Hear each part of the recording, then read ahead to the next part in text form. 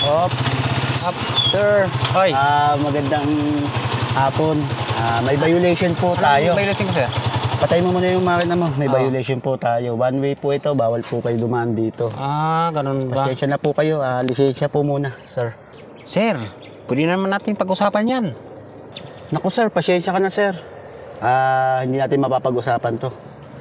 Lisensya na lang po muna bago po uminit ang ulo ko, sir. Uy, Kalo, ikaw pala yan. Ay, naku, hindi kita kilala, sir. Lumantugtugin na yung ganyan. Hindi.